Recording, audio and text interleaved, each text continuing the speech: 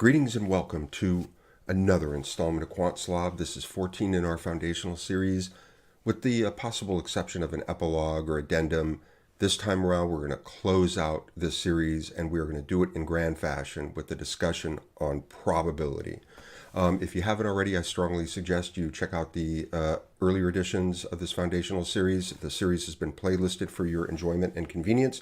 At the very least, the Introduction to Statistical Populations micro-series. We start by appreciating that this thing called probability is really quite profound, actually. Understand that when most people use the word probability, they're actually not really referring to a probability at all. They're commonly perhaps referring to a consequence of probability or something that looks and feels like probability to them. And so we're going to illustrate through a hypothetical but not at all unrealistic conversation. One person will say something like, if you select a card from a standard deck of playing cards, the chance it's clubs, or the probability it's clubs, is 1/4. Statements like this are completely common and frankly quite accepted, but on its face it's deceptive and outright wrong, really. So in response, someone will rightly point out that if you actually did select a card, it's either going to be clubs or it's not, and there's really no probability happening here. So then somebody will come back in response and say, well, if you select a card at random, the probability it's clubs is 1/4. And so the other person responds that, well, it doesn't matter how you select the card you select is still either going to be clubs or it's not, and there's really no probability in this at all. So then the go-to comeback at this point might be something like, well, if we keep selecting more and more cards, the ratio of clubs we get will be 1/4. And at this point, there's so many things wrong with this statement, it's hard to know where to even start. The first problem is that this statement doesn't even involve a probability, but rather a proportion.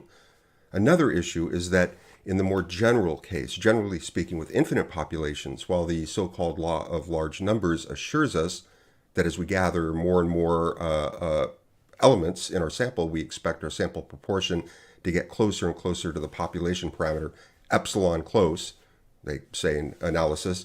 But there is a fascinating result, and if your head isn't spinning already, it may very well, by the time I finish the sentence, that in many scenarios, the chance that sample proportion will exactly equal the population parameter vanishes to zero. But perhaps most bothersome of at all is that after this whole conversation, we simply ended up right back where we started. We already know that if we sample the whole deck of cards, the sample proportion of clubs must be 1/4, because that's a proportion of clubs in the population of cards. So sorry about subjecting you to all this, but you recall in our channel introduction that Quant Slob is about enriching understanding, and since I regard this installment as the magnum opus of this foundational series, we're going to go big. So what I would like to do is offer us a way to think in a sophisticated way of embracing and understanding probability. I say sophisticated not because Quant Slob is a particularly sophisticated channel, but because what follows bears similarity to formal modern probability theory. We're going to start with a population here, okay? So let's just go with our standard deck of 52 playing cards. This is a concrete population. There's no problem with that. Now, you'll see I'm visually representing this population differently than in previous editions. It doesn't really matter, but I thought it would be nice to show the elements distinctively or discretely.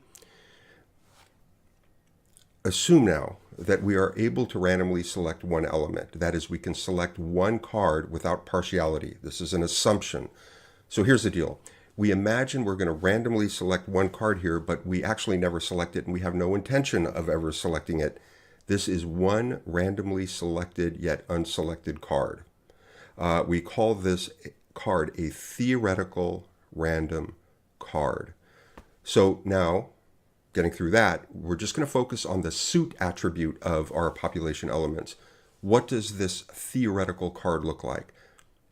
One way to imagine this is to regard this theoretical card as possessing all four suits at the same time or simultaneously, with each assigned to a probability. Not just any one suit, but all four. Okay, so while this might be a little bit difficult to wrap our head around, like a card that is all four suits at the same time, but the primary consequence is that the suit value of this theoretical card can be thought of as a random variable. And if we like, we can say our theoretical one card implicates a random variable. And there is tremendous reward in us and for us in all this. And here it is. The probability distribution of our random variable is precisely equal to the population distribution of the attribute values in the population. Here we show this using bar charts, and we're going to show an equivalent collection of equalities using mathematical notation. And you'll notice our function called PR for probability here. This is similar to the proportion function we looked at in previous editions in this foundational series, except that the input for this PR function is a random variable and not a categorical attribute.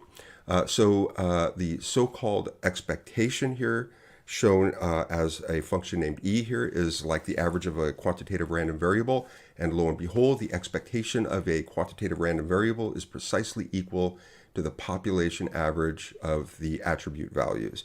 And so now at this point, a whole universe opens up for us. If we can imagine and describe a single theoretical random element, there is nothing stopping us from imagining and describing two theoretical random elements, or three or four, and so on. And this flexibility leads us into so-called sampling distributions, or probability sampling distributions, to be more precise. And sampling distributions are our gateway into mastering inferential and predictive research. And that's it. That's going to do it this time around. If it should please you, it would please me greatly.